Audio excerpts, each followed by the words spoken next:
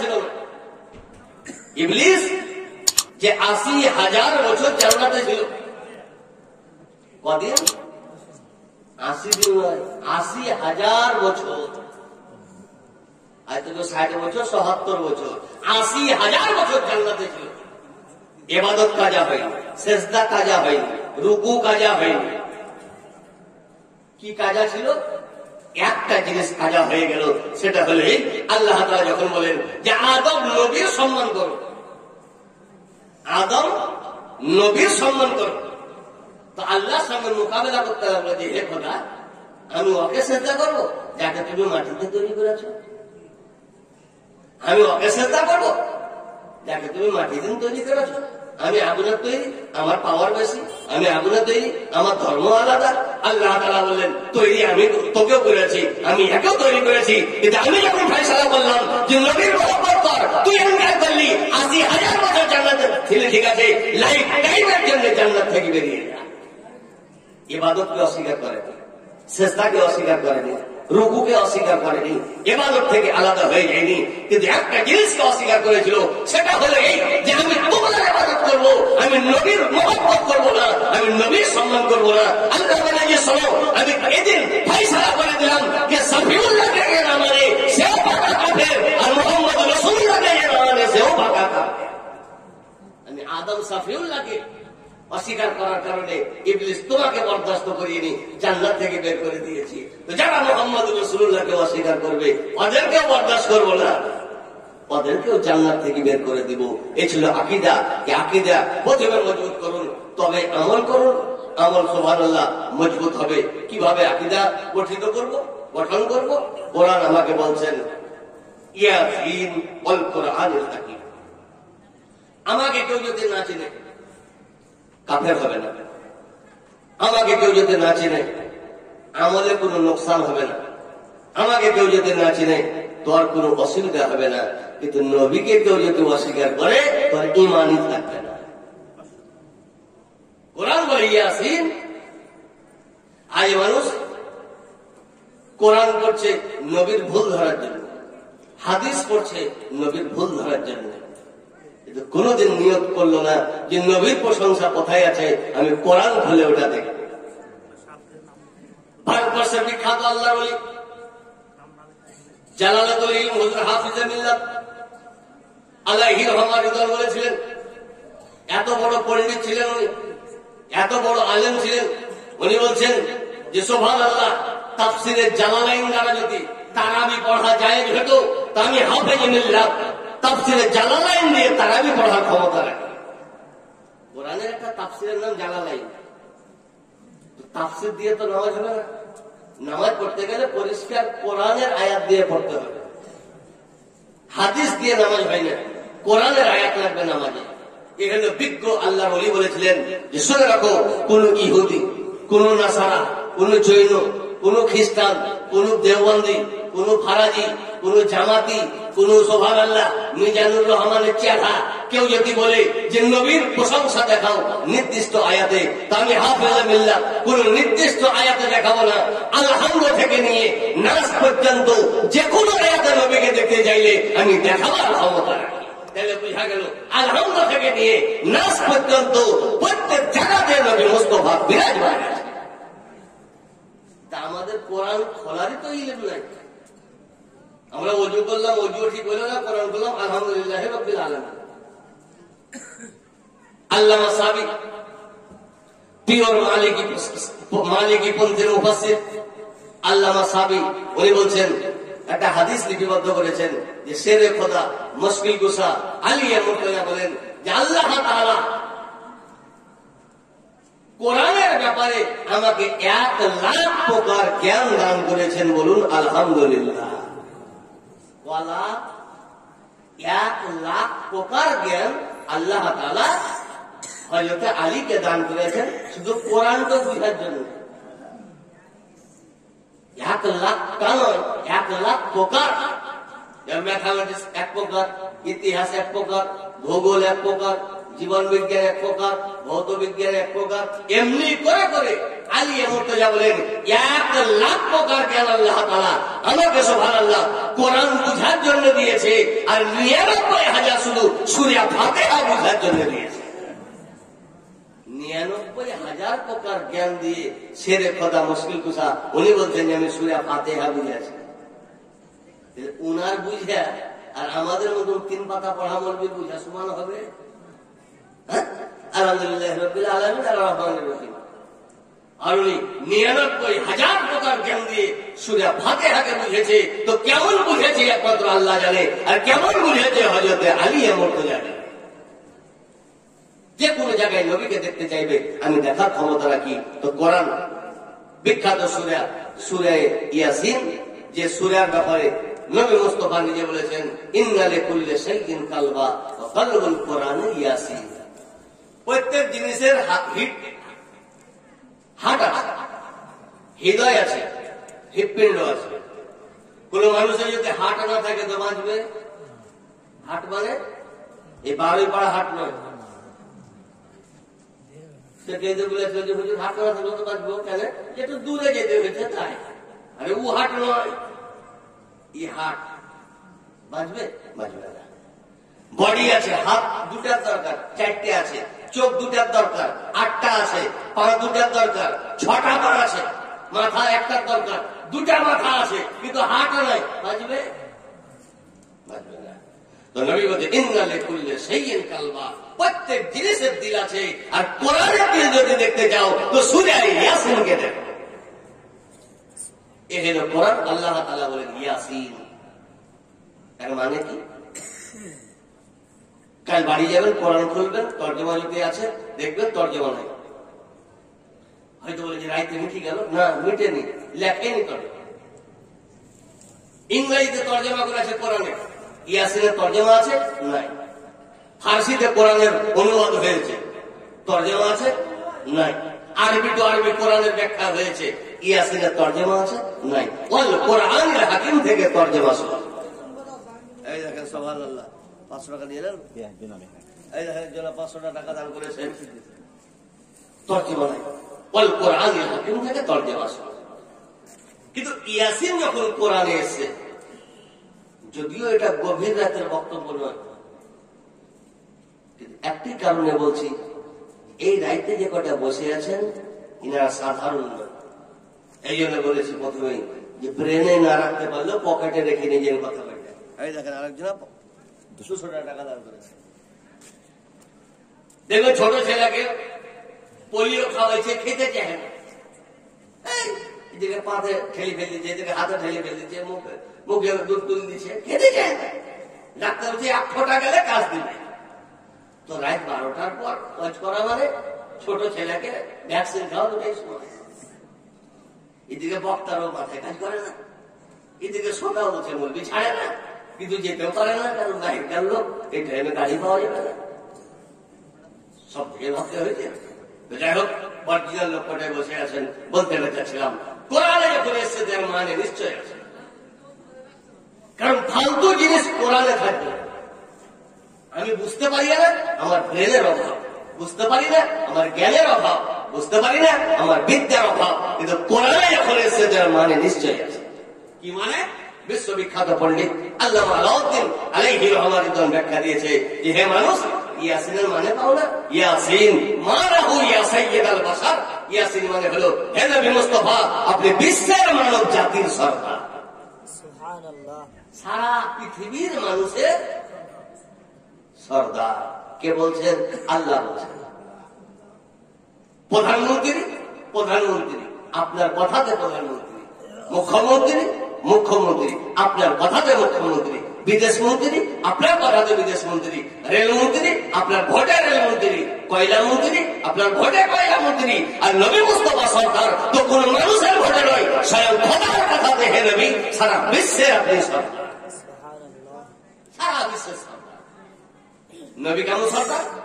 একটা মানুষ এমপি হবে না এমএলএ হবে, মুখ্যমন্ত্রী হবে না প্রধানমন্ত্রী হবে ভোটের পর, ভোটের আগে না। আর ভোটের পর রেজাল্টের পর, ঠিক না বেটি? রেজাল্ট হলো না, ভোট হলো না, মুখ্যমন্ত্রী হবে? হবে না।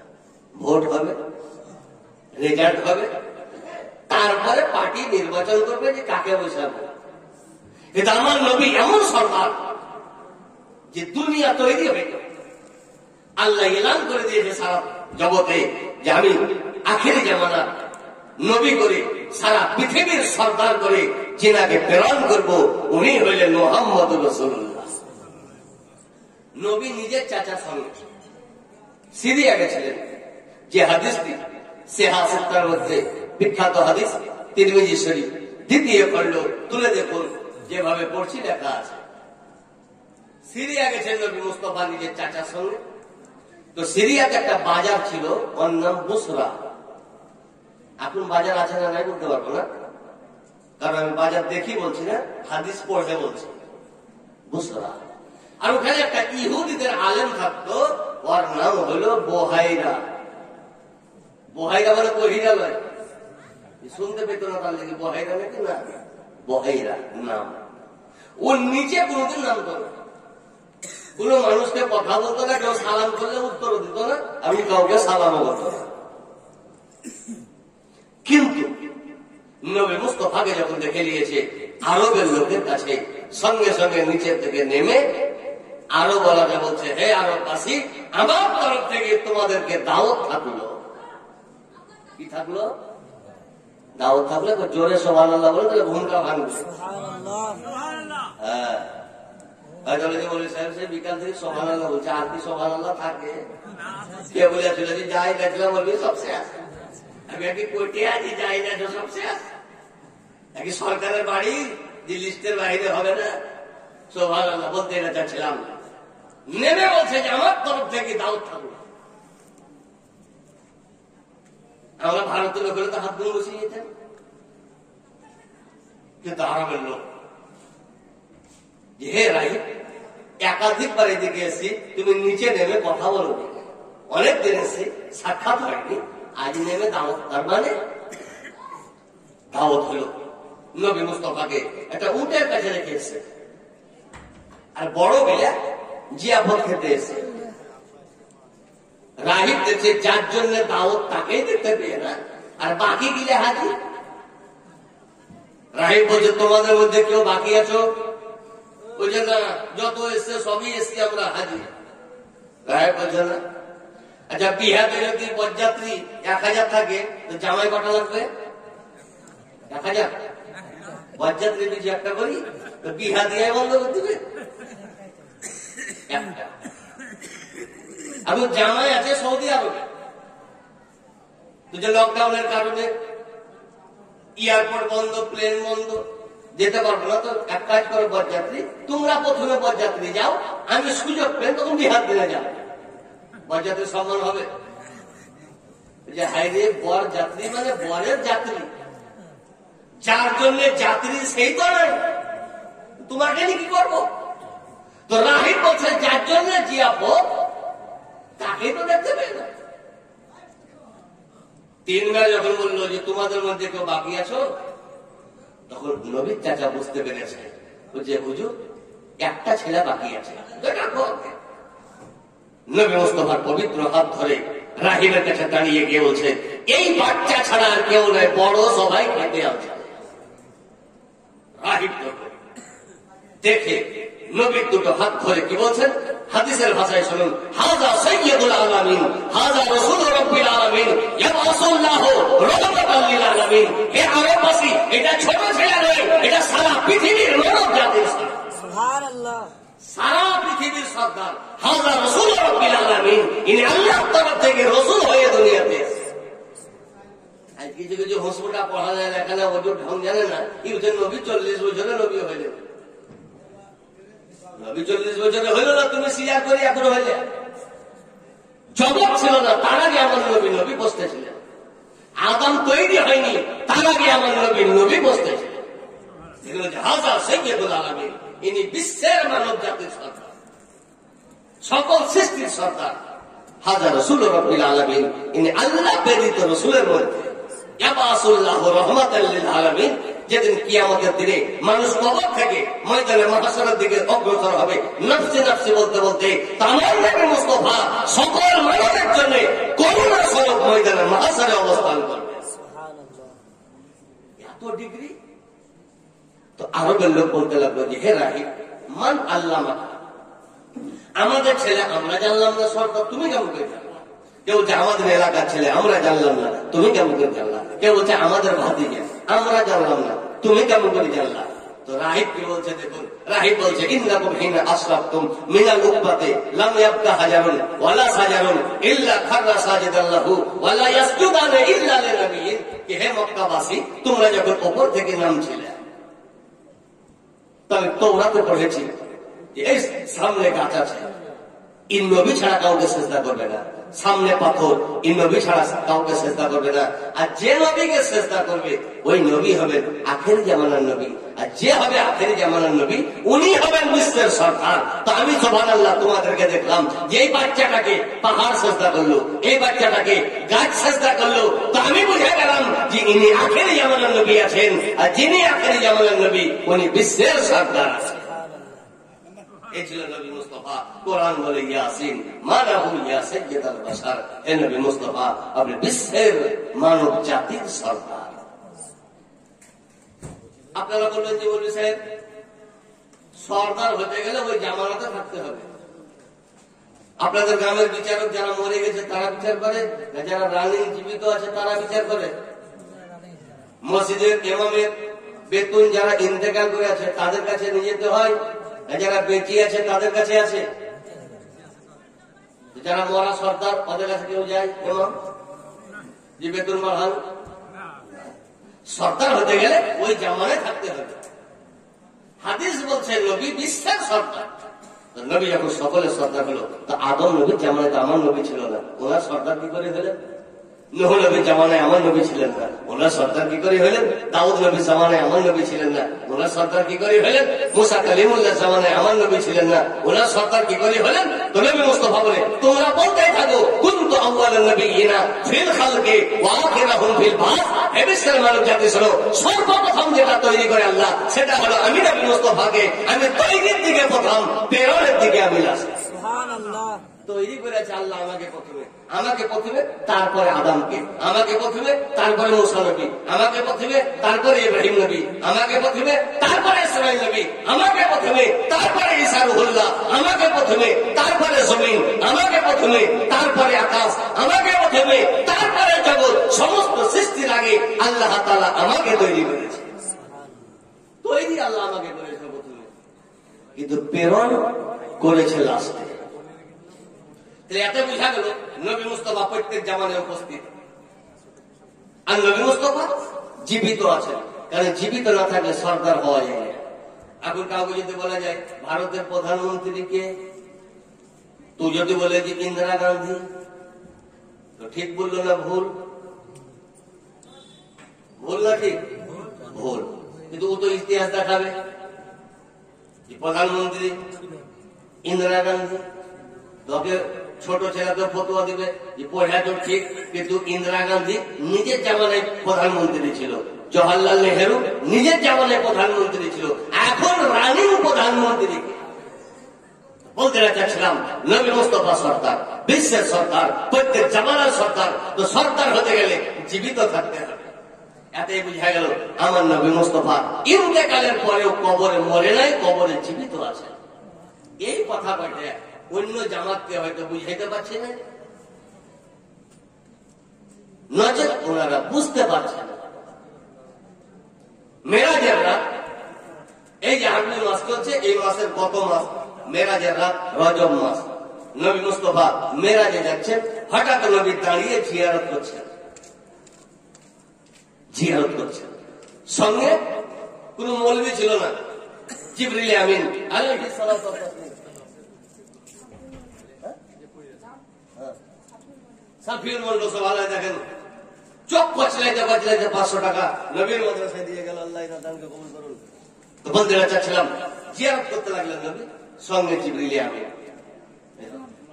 এই দেখেন একজন বেনামি সুবহানাল্লাহ, মেলা টাকাই দিয়েছে, আল্লাহ না দানকে কবুল করুক। আর যারা নিয়ত করেছেন যে দিব, ইনশাআল্লাহ দিবেন। তবে এই হেন সভা প্রত্যেকদিন পাবেন না। আর এই যে দানটা করছেন, নবী মুস্তাফা বলেছেন যে আমার প্রতিষ্ঠানকে সহযোগিতা করা, সুবহানাল্লাহ, এত গুরুত্ব যে 10 থেকে নিয়ে 700 গুণ পর্যন্ত আল্লাহ নেকি বাড়িয়ে দিবেন। এই হেন প্রতিষ্ঠান শাহজাহান লালকেল্লা তৈরি করেছে ভারত বাঁচার জন্য। শাহজাহান লালকেল্লা তৈরি করেছিল ভারত বাঁচার জন্য, আর এই মুসলমানওয়ালা মাদ্রাসা তৈরি করেছে কবরের আযাব থেকে রক্ষা পাওয়ার জন্য। হয়তো বলেছেন মাদ্রাসা থাকলে কবরের আযাব থেকে রক্ষা পাওয়া যায়, এটা আমার কথা নয়, নবী বলছেন। আমাদের আকীদার মধ্যে বিখ্যাত আকীদার কিতাব শারহে আকীদা নসাফি, ওলামায়ে কেরাম বসে আছেন। নবী বলছেন ইন্নাল আলেমা আল মুতাআল্লিমা ইযা মাররা আলা কারিয়া ফাইনাল্লাহা ইয়ারফাউল আযাবা আন মাকবারাতি তিলকাল কারিয়া 40 ইয়াওমান। নবী বলেন যে রাস্তায় কোন মাদ্রাসা তালিব ইলম মাওলবি একবার ঘোরাঘুরি করে, ওর পদপনে বরকতে ওই গ্রামের কবরস্থান থেকে আল্লাহ 40 দিনের আযাবকে উঠিয়ে নেয়। ভুললো একবার, কদিনকার আযাব মাফ হইল? 40 দিন। দুবার ভুললে 80 দিন। আর যেখানে 24 ঘন্টা তালিব ইলম থাকে, তাহলে বুঝা গেল কেল্লা হয়েছে ভারত বাঁচার জন্য। আজ দেখেন সুবহানাল্লাহ, 1000 টাকা দান করেছেন, আর মাদ্রাসা তৈরি হয়েছে তো কবরবাসীর আযাব থেকে রক্ষা পাওয়ার জন্য। বলতে চাচ্ছিলাম, নবী মুস্তাফা জিয়ারত করলেন, জিবরিল আমিন নবীকে বলছেন হুজুর কার কবর জিয়ারত করলেন? তো নবী বলছেন মারারতু আলা মূসা লাইলাতান উসরিয়া বি ইনদাল কাসিবিল আহমার ওয়া হুয়া কায়িমুন ইসাল্লি ফি কবরিহি। নবী বলছেন মেরাজের রাতে আমি যখন উপর দিকে অবস্থান করছিলাম তো লাল পাহাড়ের নিচে আমি মূসা নবীর কবর দেখলাম। কি দেখলাম? মূসা নবীর কবর দেখলাম। বলি কি করছেন কবরে? নবী বলছেন ওয়া হুয়া কায়িমুন ইসাল্লি, উনি কবরে দাঁড়িয়ে নামাজ পড়ছেন। আমার নবী থেকে তাফসীরে সাবিতে লেখা আছে 2300 বছর পূর্বে মূসা নবী দুনিয়া ছেড়েছেন। কদিন পূর্বে? 2300 বছর, 2300 বছর আগে মূসা নবী দুনিয়া ছেড়েছেন। আর মেরাজের রাতে আমার নবী দেখছেন যে মূসা নবী কবরে মরে নাই, মূসা নবী কবরে নামাজ পড়ছেন। তাহলে বুঝা গেল নবীগণ ইন্তেকালের পর মরে যাই না, কবরে নামাজ পড়ে।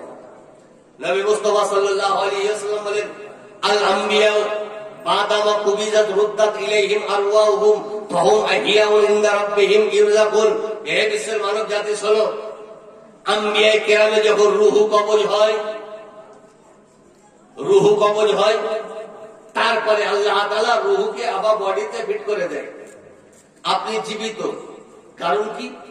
আপনার হাত আছে না, আপনার পা আছে বলে জীবিত না, আপনার বডিতে রুহু আছে বলে আপনি জীবিত। রুহু আলাদা, মৃত। রুহু জয়েন, জীবিত। তো নবী বলছেন আমাদের রুহু বেরিয়ে যাওয়ার পর আবার পুনরায় রিটার্ন করে দেওয়া হয়। তো রিটার্নের আগে সুবহানাল্লাহ মৃত, রিটার্নের পরে মৃত নাই, রিটার্নের পরে জীবিত। আম্বিয়া কেরাম জীবিত। তো বলতে চাচ্ছিলাম